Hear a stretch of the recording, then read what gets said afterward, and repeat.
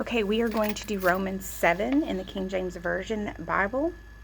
Having some issues with my computer. I don't know why it's not wanting to record. So I'm doing this on my phone, so I really am sorry.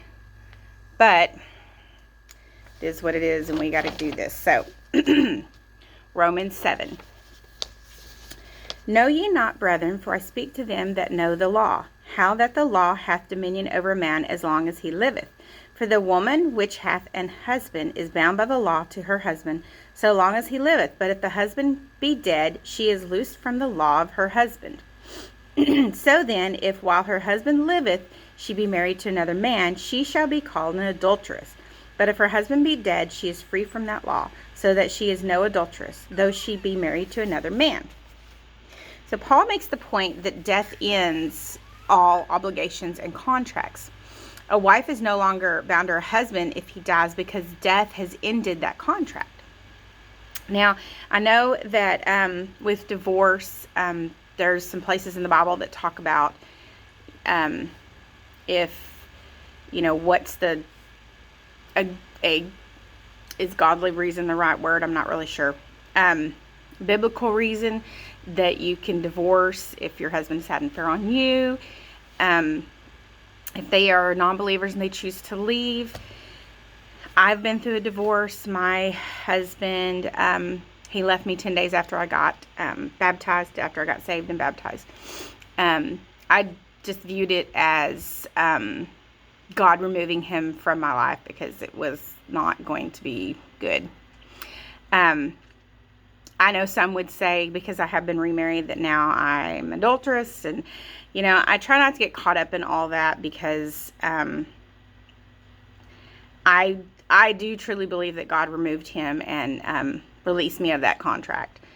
But some are going to say that he didn't and that I can never marry again.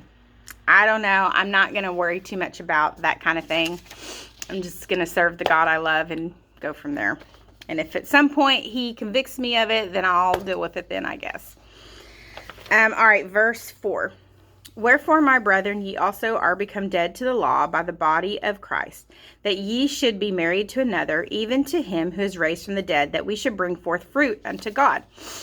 We died with Jesus, and so we also rose with him. We have died to sin, but we also have died to the law. And the law is part of what the whole contract with the marriage and stuff. However, if we are not free from the law, so we can live unto ourselves, so we can just sin freely.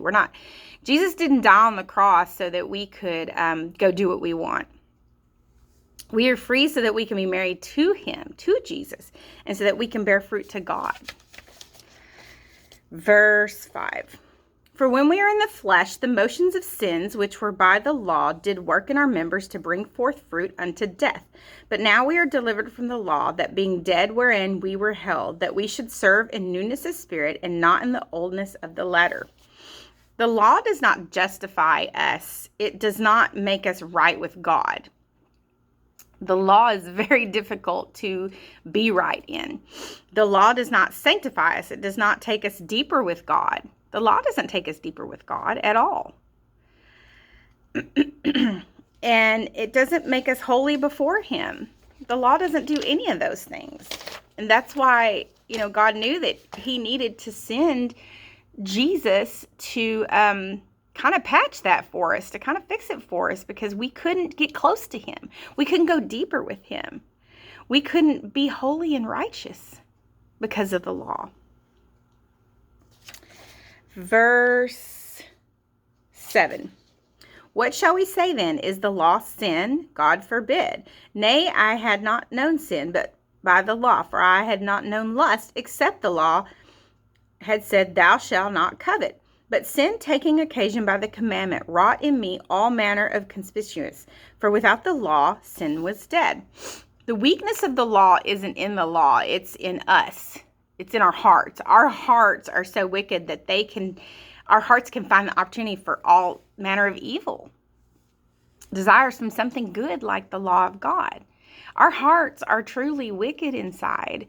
If we listen to what our hearts say, and follow what it wants, what our fleshly desires want, there truly are wicked. Now, there's plenty of good people. I'm not saying that we're bad people. But, people that are saved and they're Christian, yes, we have good hearts. But if you take away that, you're going to see the evil. Because our sin, our flesh is so strong. Satan can take anything good that God has, and what does he do? He perverts it, he twists it, and he turns it into evil. But God can kind of do it back to him. He can take the evil and make it good. And that's the blessings and the wonderful that comes out of it. He can take good. He can take evil and make it good and make a blessing. Verse 9. For I was alive without the law, but when the commandment came, sin revived and I died. Children can be innocent before they know or understand what law requires. This is what Paul refers to when he says, I was alive once without the law. But when we do know the law shows us our guilt. And it excites our rebellion in us. It brings forth more sin and death. Ugh. I don't like reading about that kind of stuff because I can see it operating in our world today so strong. Even with the Christians, it's just kind of scary. All right, verse 10. And the commandment which was ordained to life I found to be unto death. For sin, taking occasion by the commandment, deceived me, and by it slew me. Wherefore the law is holy, and the commandment holy, and just, and good. So sin brings death by deception. Sin deceives us. Because sin falsely promises satisfaction. So I was thinking about ways that this can kind of connect it to real life. So if sin falsely promised satisfaction, how many people do you know have sex before marriage? Because they want to feel loved, they want to feel appreciated, they want to feel connection. Have sex before marriage in order to find love. That is a false promise to satisfaction. I think another way is money. People think if I just have more money, if I can do whatever I can to make the money, I'll just be happy. Well, that's a false promise of satisfaction. Okay, because sin falsely claims an adequate excuse. We hear this all the time. And this is what I kind of thought of. God is love, and he made everybody perfect.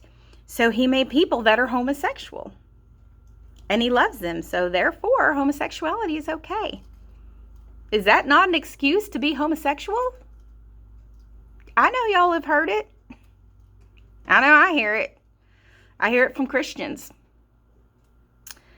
So my third example, because sin falsely promises an escape from punishment.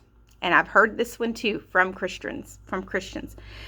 If God is love, he wouldn't send people he loves to hell.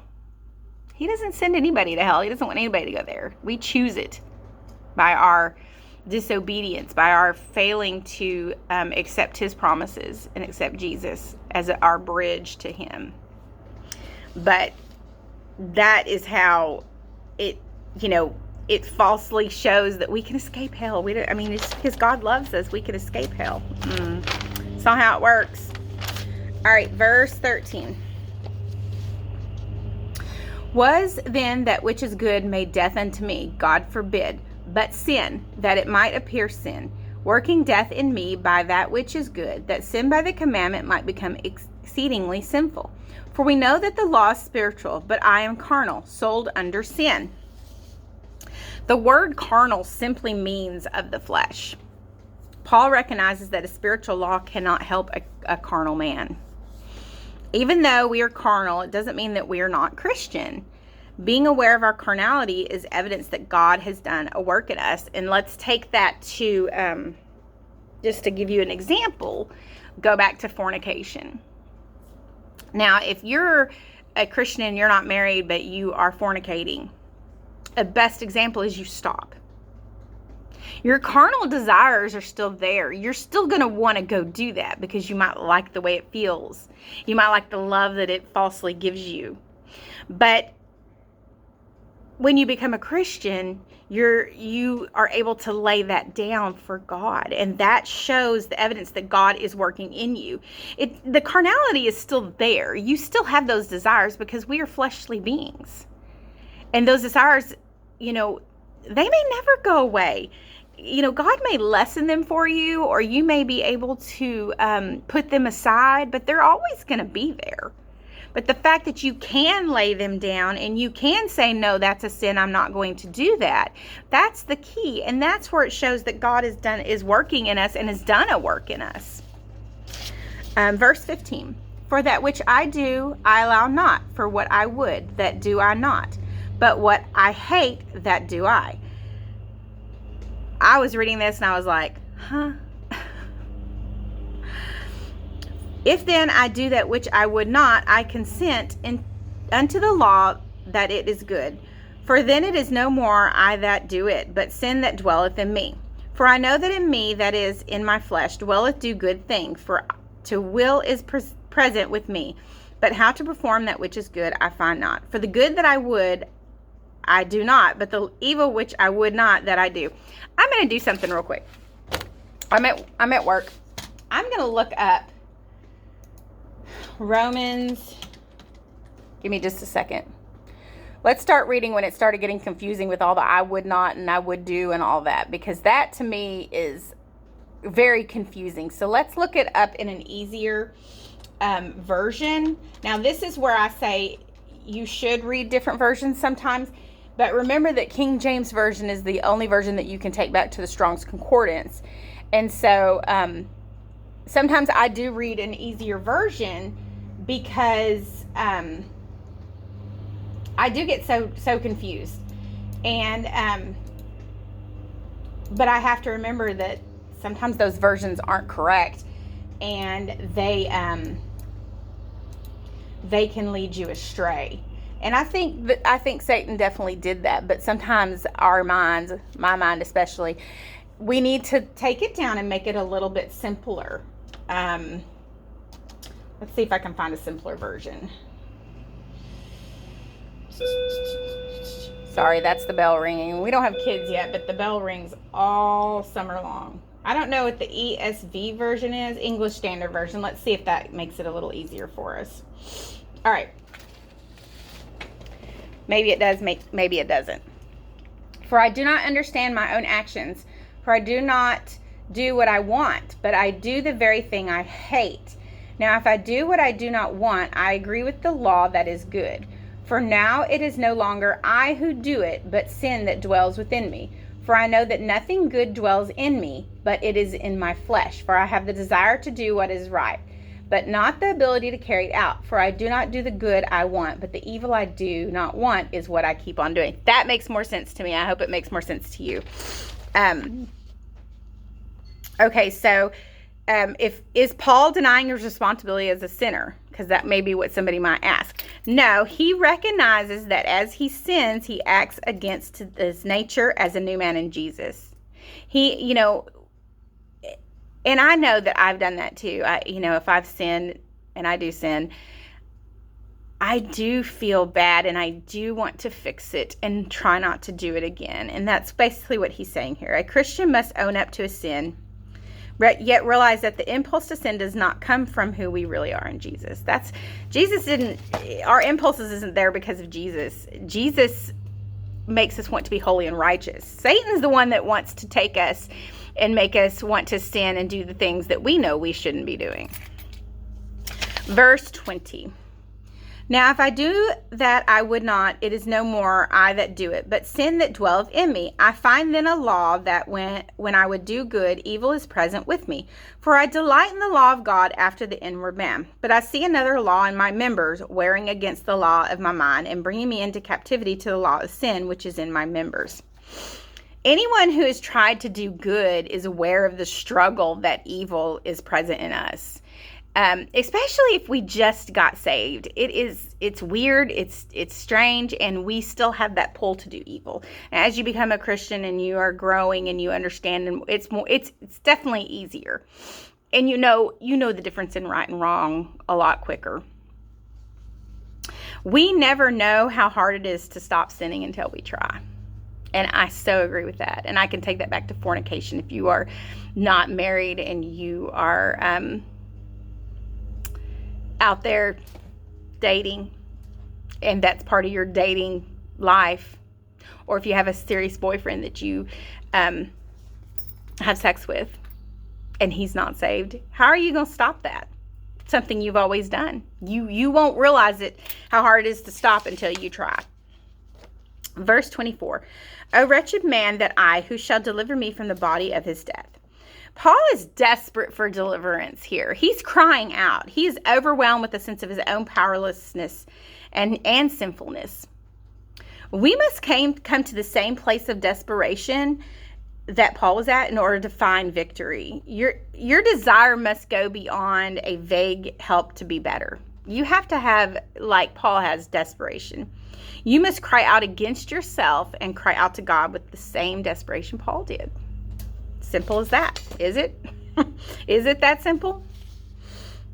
I thank God through Jesus Christ our Lord. So then with the mind, I myself serve the law of God, but with the flesh, the law of the sin.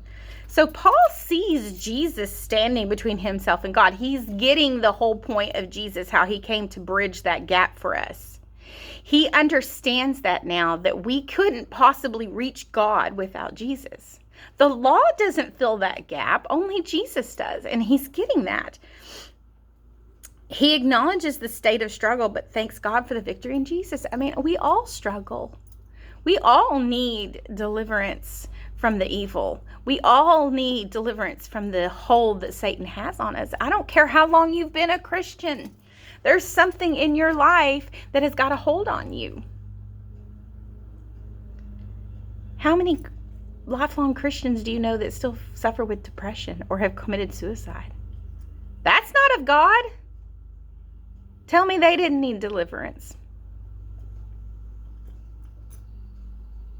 Paul understood it. Do you understand it? Okay, that is Romans 7. Sorry for the delay in getting it out. Just got a lot going on. I mean, I know everybody does. I'm not going to bore anybody with my issues, but just got a lot going on. And now I'm having computer issues, so I'm hoping to get that fixed. I don't have to do any more on my phone, but if it is what it is, I guess. Anyway, hope you guys have a great week. Love you guys.